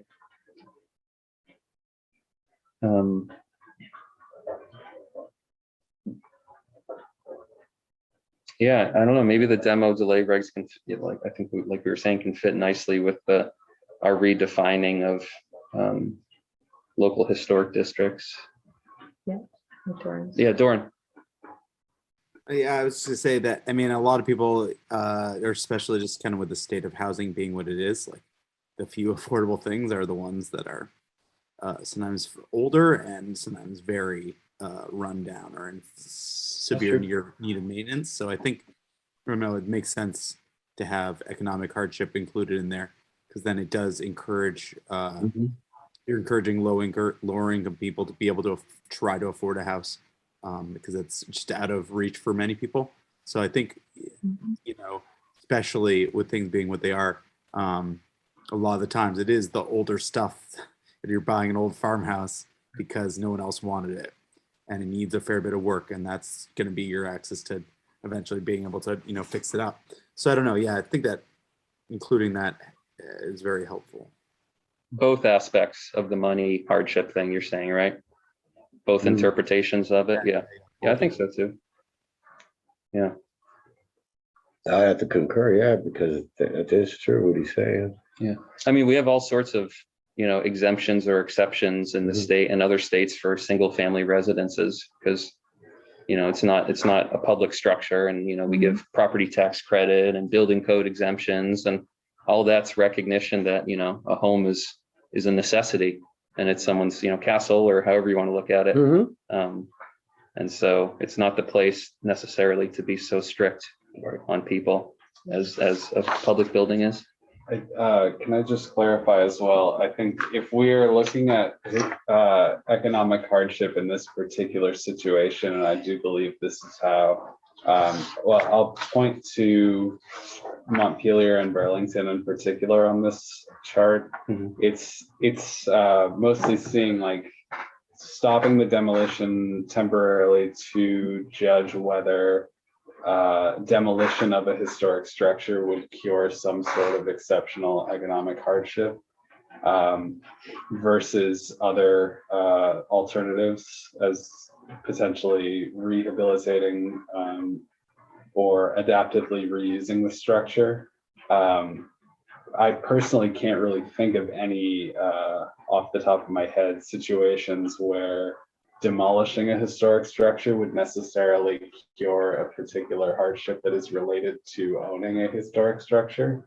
But I think it would need to be incredibly narrowly defined. Otherwise, simply buying a structure that is listed historic and saying, I can't afford to upkeep this, would seemingly exempt a lot of folks from actually having to comply with historic regs, potentially.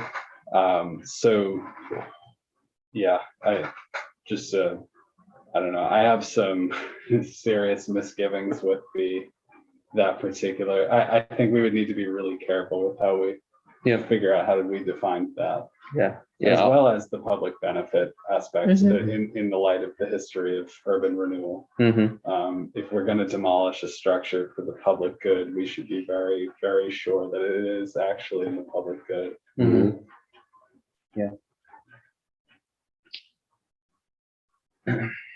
Yeah, so we have three general themes maybe that we want to refine, right? The public, the community benefit, the kind of property owner financial hardship, and the kind of economic hardship of the, you know, actual real estate sort of.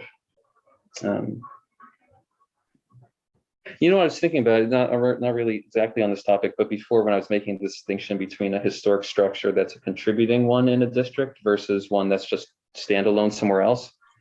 If we were to apply that here, we'd be just piggybacking off of the National Register of Historic Places, right? And we're trying not to do that. We're trying not to do that. So let's just forget about standalone historic structures and just keep it framed as within the districts that we're gonna refine at some point. Yes. Soon. Yeah. Okay. They go hand in hand. Yeah. They go hand in hand. So. Dan has some. Yeah, Dan. Yeah, just a question about the what is it? 252.e on page 267. You guys, I know you guys are focused on the other pages, but the standard for new construction, I guess that is that also going to be expanded in this? Maybe. Do we think it needs to be? They could be. I mean, they weren't on the list, but they could be. Well, I guess I would suggest that what's written there, you know, we could read it through, but it's a little, I mean, it's probably covered by the design review folks and, you know, other criteria that would come into play if you had new construction, but getting to the housing, you know, the other flip side, you know, housing kind of priorities, you might have very different structures proposed for new construction to replace something that's old, let's say it's two small, two small structures rather than one large or something like that. And it may fly in the face of some of the historic, the idea of form or proportion and rhythm of the historic context. I mean, I don't know what that means, honestly, but I mean, I have an idea, I have a vague idea of what it means, but I guess if it's not something that the design review committee and so forth are going to deal with, then maybe we need to be more specific. Does that make sense? I understand what you're saying. I think that it's worth, spending some time looking at it. I just wanted to maybe add it to the list if you think it's those. Yeah, it's we haven't had a ton of new construction in the historic resource overlay, so I'm just trying to think of an example of what's come before them. There's a garage on Homestead Horton that looks new. Or relatively new. It's the back yellow house in the back, but that looks like they have a chicken coop back there and stuff. Just be unpermitted work. It could just be unpermitted work. Yeah, I mean, if you've seen on, was it Clark or? No, it's Homestead. On Homestead, there was just unpermitted work that we're now going to deal with. We've had a lot of unpermitted work in the historic resource overlay district. Some of it, that would require a zoning permit anyway, but some of it that, is subject to review because it's in the historic resource overlay, but wouldn't otherwise, like, replacing a roof or something like that. So we're actually working on a mailing to all the property owners there, just as a reminder, because it seems like there's quite a bit of unpermitted work going on. Yeah, maybe as a result of that, we'll see some of them at our meetings. Probably. Yeah, Dan. By recent, do you mean it might be due to the pandemic, like within the last year, they didn't get a permit and that kind of thing? No, even more recent than that, I would say the last couple of months. I think what possibly, I mean, we haven't looked into it, but a lot of them seem to be new property owners. So whether they're, Knowledgeable, making renovations, familiar. knowledgeable, I mean, ignorance is an excuse, but some of them are new to Brattleboro, some of them knew they needed a permit and didn't get it. I mean, it kind of runs the gamut. Some of them went on a historic tour with the DRC and bought the property because it was Yeah. So we're gonna untangle that in the next meeting. That's it. Yeah. While at least I know Dan might have that document open, where he brought up the standards for new construction. This was something I just stuck in that document. I only looked up one town, just somewhere else. It was Amherst, Massachusetts, and I saw something that kind of had a different take on what we consider as our current historic resource overlay. How do I say this? Like, interior alterations are an exception to the design review committee having to review the work. And there's other things too, like subdivisions of land or accessory buildings under 200 square feet and things like that. And then exterior modifications to a non-contributing structure. But one thing I saw there was, I guess it's under the sense that the rationale for the historic resource overlay largely is to maintain the character of an area, or at least their version of it, to retain the character from a public's point of view. One could also look at it as retaining the actual, wholeness of these historic buildings. But their wording was they only consider exterior modifications to a contributing structure if they are visible from a public way. So I don't feel strongly one way or another. Currently it's any exterior modification that we make to a contributing structure has to go before this historic review. But it seems like other communities are only care if it's visible from a public way. So it's something to consider, but I don't know how I feel, I entertain anybody's feelings about that, but The DRC has talked a little bit about that, but Yeah. kind of backed off from it because realized that our language is basically everything gets reviewed. yeah, I think, I think it could go either way. We could ask their opinion on that, Yeah. but, Yeah, I mean, I think it is like, it's is it the character as visible from the street, or is it the entire, the right. building in its entirety? Yeah, I mean, So people in other buildings can see sides Yes, of houses that exactly. you couldn't see that- from the that's streets what and they sidewalks. said before, yeah. Yeah, I hate to keep adding stuff. I know we're trying to move along. To me, in particularly, I know we're not trying to specifically think about it through the NRHP, but think about it through the national park standards, which I think is where most of our regs are coming out of. And I do actually think the viewed from the public way comes out of allowing for no review of things that you can't see from the public way is likely to gradually decrease the integrity of historic structures, which I think if our values are that we would like to preserve the buildings as historic structures, that's probably damaging to them over time. Using the NPS's own standards for structural integrity. Yeah, imagine a structure where they, on the side that faces the public way, they retain it as slate, but on the back side, they do asphalt shingling. Right, Yeah, exactly. exactly, yeah. Kind of wonky. So it doesn't seem consistent. Yeah, all right, I'd put that in there for discussion, but I don't know, just as one thing to think of, because, the only things that I came up with, which I think are significant, are the, the property owner buy-in, and yeah, that was my main thing, really. But regarding the demo delay regs, if we can go back to that just the one last note I had, as I skimmed and tried my best to be thorough and come up with some astute observations, but I forget what section it was under, but I liked how in one of the towns or cities, there's sort of what they deemed a structure as qualifying, to preserve. It seemed to focus more on the structure's own features as rationale. So, once again, I live in one of these historic districts, Clark Canal District, and it seems to me like a lot of what makes the neighborhood unique is the small lots, the close homes, the narrow streets.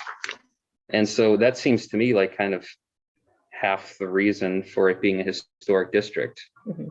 The houses themselves, each one individually, doesn't really have any sort of much, notable features that people like point at and look at and go, ooh, I know sometimes that doesn't happen, and because a famous person lives not here, but a famous person lives somewhere, or a famous event happens somewhere, and then the structure's just nothing to write home about itself. But that's not the point.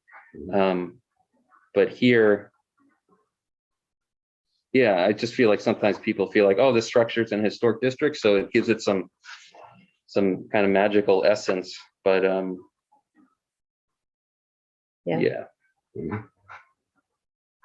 yeah, instead of just this structure exists in a district that has as a whole been deemed historic, if there's some more weight should be put on the structure's actual own features as being worthy, or maybe those don't exist.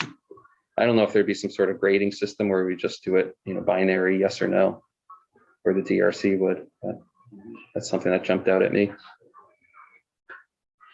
Anything else about the historic? God damn. Oh, Dan again. Yep.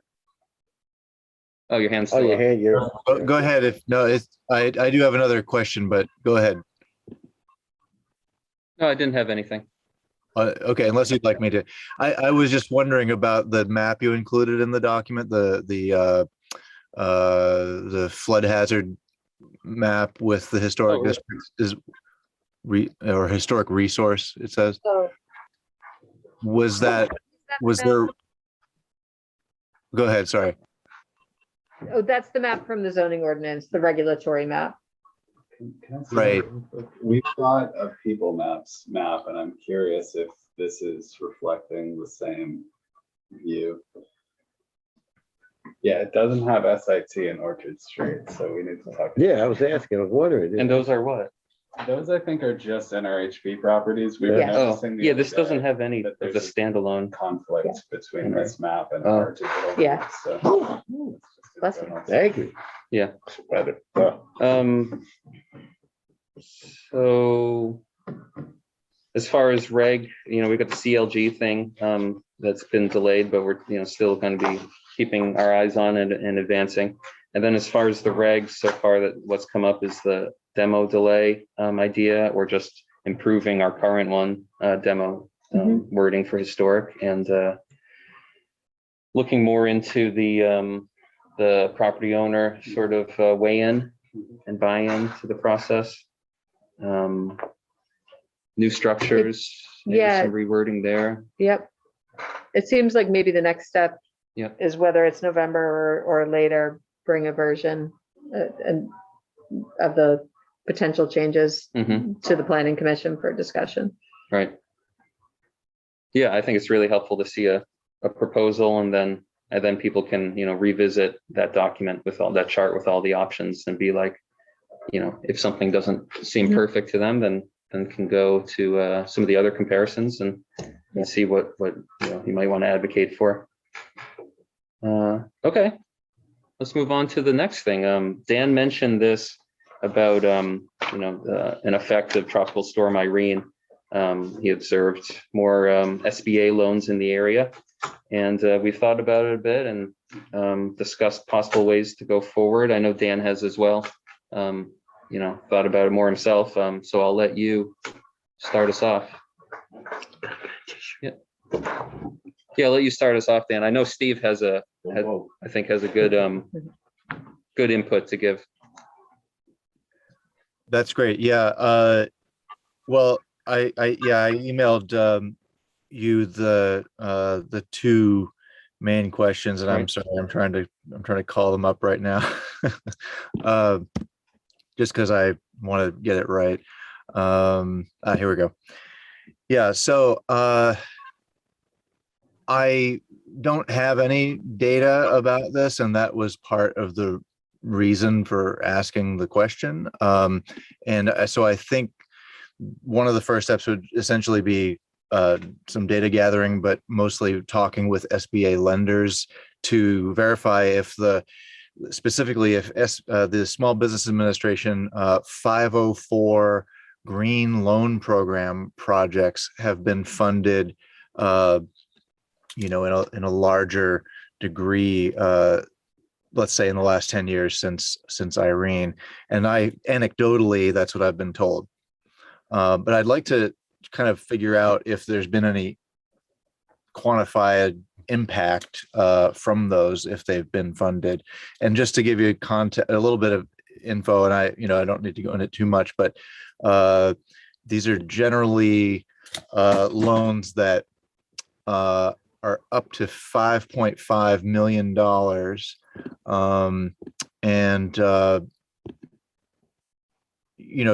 green ones, there are other 504 loans, but the green ones are essentially supposed to, let's say, offset energy usage and, all the green sort of building LEED certification, that kind of thing, for investing in properties. So just and in the business owned properties and their function, of course.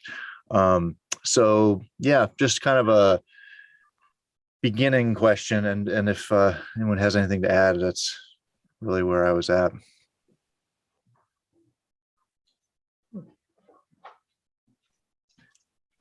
Did you say that did someone have something to add to that?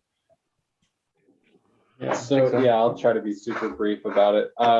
When you were talking about it at the last meeting, it sort of lit up in my mind, and I don't want to take what you wanted to do out of context, just thinking about it through a planning lens, but I think it might be a decent way to go about it.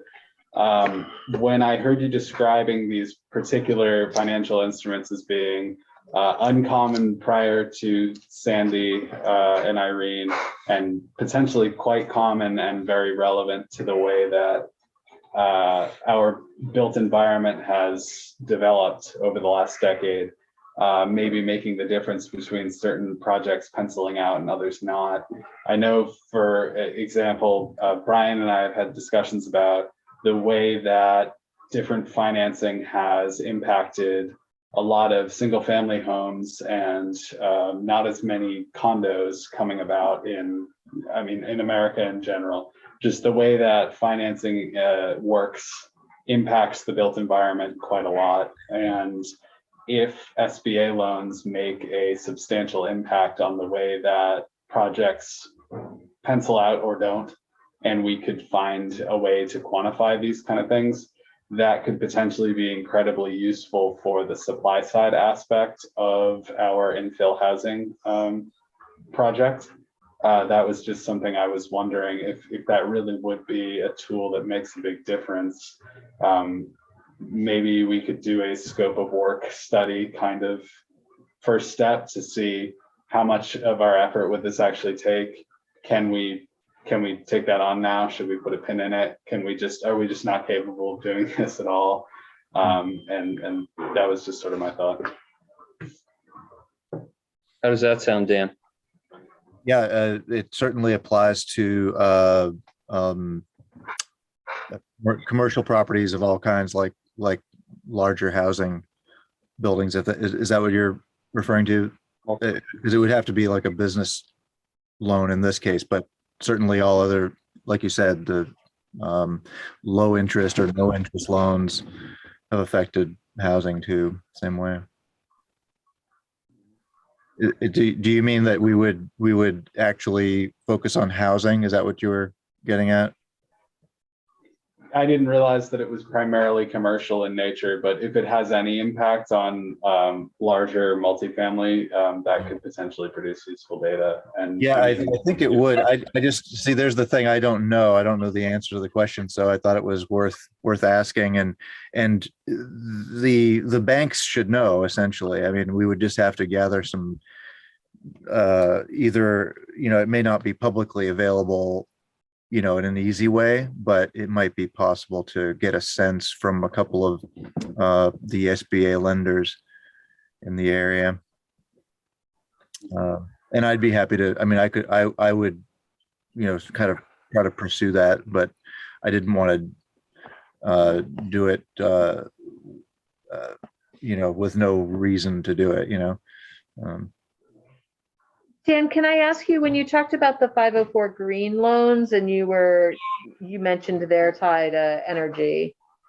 I'm wondering if the way Steve has framed it, though, takes it away from the particular type of loan.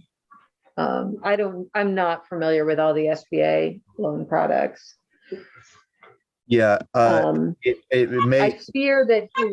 I fear that here in Brattleboro, knowing the different multi-family projects that have gone on, they're primarily affordable housing, so they're using the typical state and federal sources. So I'm not sure that there's much, there would be any SBA in there. And I don't think the books have SBA. Yeah, it may be that there's only been, a very small number of these. I don't know. And so but the reason for going back to, let's say, if there were flood mitigation or other sorts of improvements made to either a business or some multifamily property, it would be interesting for one thing, but it would be kind of a good way to gauge, has this change in some way affected whether, in some sort of environmental concern of the town. I know post Irene, there was additional federal SBA loans, and BDCC actually, I think, had somebody on board that was trying to kind of get the word out. So, that can even be a start on the post Irene thing. I actually spoke to the person that was working with some businesses in Brattleboro. And there, at the time, I think there was a little bit of resentment because it was so like their immediate needs after Irene were not met by these loans. So, but I mean, a conversation it's worth having with Mhm. BDCC, and then, reaching out to the banks and the other lending. I think that could be a good first step. Pretty. Even if it's useful to just commercial properties, I know we're so Mhm. focused on housing because it's an Mhm. absolute need, obviously. But I mean, in terms of planning, Mhm. supporting our local businesses and understanding what helps sustain a healthy commercial mix downtown, especially if this helps projects pencil out, then maybe that's worth noting. Do we have, I mean, certainly Doran or Kate or Gary can chime in, but getting up to just several minutes left. Do we have a way, I mean, once again, this isn't my forte at all, so I'm passing it off to Steve and Sue and Dan, and so, I mean, do we have a way forward here? Sounds like there's potential, possible usefulness. Are you guys going to Sure. communicate or Well, outside the meetings, or? Sue was just saying it may be in talking with someone you already know at BDCC, if you get a sense of it. The other background issue I think that I mentioned last time was, there's sort of there's a de facto planning going on by virtue of, the SBA, is involved in funding these or providing the backing, and then the local banks and bankers and BDCC, for example, are engage. They're the ones on the ground engaging with, like you said, if you're doing the numbers on a project and it doesn't work out, then that never gets done. But it would be interesting to know if even if they had applications for them that didn't go through, or something like something to that effect. So that was kind of the impetus, besides the Irene aspect of it. yeah, let's be in touch. Sure. Great. So y'all poke around, see what can be gathered. Great. Seeing no public, we'll pass that and go to the final section, just dealing with any topics that need to be brought up that haven't been, or even specifically agenda suggestions for the next meeting. I'll just start off by saying the solar subcommittee, as Doran alluded to a little bit, will give our final recommendation or report or our closing sort of thing next month, I think, because it was last week, I think on Monday, that we wrapped up and we all decided on a final document that we were happy with, the 4 or 5 of us there were. But yeah, the agenda was already set for this meeting and it was full. So it will be in the background material for the November meeting, and we'll look it over, see what we think, see if we love it, if we want to edit it, or and how we want to move with it. So that's that. Any closing thoughts or? No, I'm agenda still working suggestions? on my other thing as I talked to you about. I got a couple emails back. Oh, the so- traffic survey, right? Survey, yeah, safety survey for the town yeah. of Brad, because I spoke to Molly Burke. And I said, had we ever done one before for the town? And I think B-Tran, the only thing B-Tran had done was just how many people do ridership. In fact, they just had something on the news about trying to, with the climate, trying to do the emissions. But I was looking more deeper into the traffic safety survey that I wanted to put together with the bike plan. So Ollie Burke directed me to Mr. Camping, yeah. So I got their emails back just now. I didn't get a chance to look at them. So I wanted to incorporate that, like with you guys, and incorporate that with. So I think what I ventured when we just discussed this briefly was that I think when and if we get the municipal planning grant for our bike ped proposal work, and then we craft an RFP, it could maybe include requesting whoever we hire to do a traffic safety survey as part of the analysis. With the permission of the members and agreed, and well, we'll decide that. yeah, Yeah, I mean, what I would say is BCAT has Brattleboro Coalition for Active Transportation. Have you seen their survey? I haven't had. I know a long time ago. I do. Oh God, this is. They did like 2 surveys last year. So Oh, Let me share those with you. yeah, Yeah. you'll see if it fits. Yeah, I Yeah, think that. and it fits. might not cover everything that you were thinking of, but Right, it was a little broader, but that can be incorporated, I want it to look like I said, that'd be great, that's a good Mm-hmm. direction to go with, because Maybe. Molly said she would help advocate for that, but I want to get with the other two gentlemen, that I said, then bring it to, Yeah, well, it sounds like you should see those surveys. yeah, definitely. Before you keep going. Right, with take it to that 'cause we next don't level. Don't need redundancy. I think I have them. If I don't, I'll CC you on an email with Prudence because she will have them. She's away right now. Doran or Kate or Dan, any closing or thoughts? Yeah. Yeah, we've got some new projects that, to be focusing on, so we don't necessarily have to add anything. Yeah, one thing in November that I want to do, the Cannabis Control Board is kind of having more meetings and did a municipal survey. And I think I've kind of come up with at least a starting point for our cannabis discussion, which is more to review what our regulations say about retail and have consideration as to whether we just want to consider it retail Right. and not have any special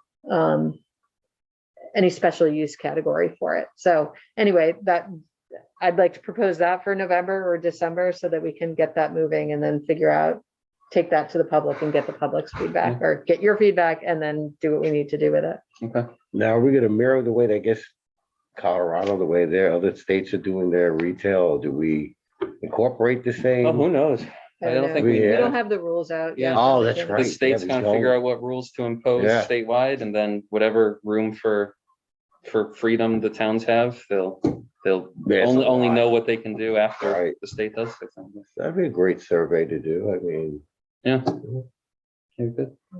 I'll just say that I was bouncing around this idea, and I've mentioned it with Sue a couple times. I think Preston lot should be a multi-unit housing building, just like There you go. on Flat Street, the Yeah, other yeah. two that have gone in. But she mentions it's in the floodway, but that's not Floodplain. yes, which is outside the floodway. So there's some allowances, in the floodplain. But we've had previous plans, the EPA whetstone plan and the downtown design plan to utilize that space as like flood expansion and relief and as a park. But anyway, then you've mentioned Harris Lot is a better one. It's very underutilized. But I'm thinking Preston's right next to the transportation center. And, and regardless, I feel like, we've had this downtown design plan and we've had the parking study before that. And we have the housing, crisis, and all these things kind of gel together and make me think like, and we just added more we're going to add more parking down by the Amtrak station. When the parking study shows it's only in people's minds that we don't have enough parking.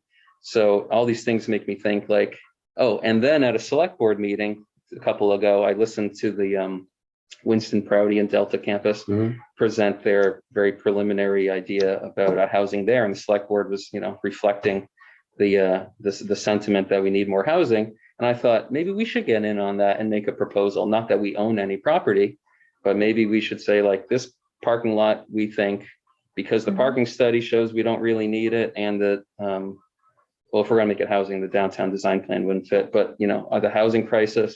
So yeah, maybe we can come up with something persuasive for one of our parking lots.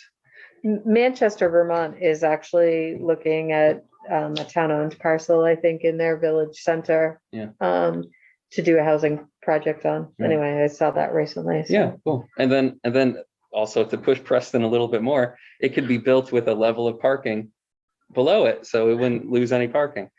But anyway, because it's in a floodplain, the costs are maybe Do we need to do more a costly. site visit on that? Oh, maybe, yeah. So I don't know. That's just an idea I've been bouncing around. It's not necessarily anything that's going to be on the next agenda, but So many things coming down the Yeah. pipeline. But I team- weighed in on that today. One of our town manager candidates came in and said, I really like your idea for a park at Preston Lawn. Oh, yeah. Yeah. But no, I just let's not hire that person. No. No, I mean, I saw the EPA's plan, for the whole Western corridor. I mean, it looks amazing. So to the extent we could implement that'd be a great option too. So I guess I wanted to ask you any update on I was seeing a lot of stuff in the paper about as far as I guess with the Amtrak, they're adding more services, I guess, to the Northeast corridor. Oh, yeah. Just in regards to that, Also with the bridge project, I guess Hinsdale, they already got, you Oh, know, the yeah. trucks Oh, they are? Yeah. Okay. moving over there. So I didn't know, when is the, I guess they're gonna be, and that's not gonna work through the winter, but, No, they'll probably do stuff through the winter if they can. wow. Mm. Jackhammer through the I can't frost, remember what maybe. the schedule is like. I do know they haven't hired a public information officer yet, so they're not really geared up quite yet, but. And I guess now we're just waiting, I guess, from that last meeting with the Melrose Bridge. I guess anything, No, nothing on the Melrose Bridge at this point. It'll be a select board decision, I think. If any of you saw the select board meeting on that, if not, we can talk about it Mhm. whenever. Yeah. Okay, well, let's wrap up. It's a few minutes past. So motion to adjourn, if there's nothing else. I motion that we adjourn. I see a lot of sleepyheads right Yeah. there on the camera. Yeah, you gotta get some rest, get some cookies. Went 4 minutes over, sorry. Okay, is there a second? That will adjourn us. Dorn seconded. All right. All Thanks, right, everyone. Mr. Good D, night. Thank you, guys. See you soon. Out there, site survey team. Woo.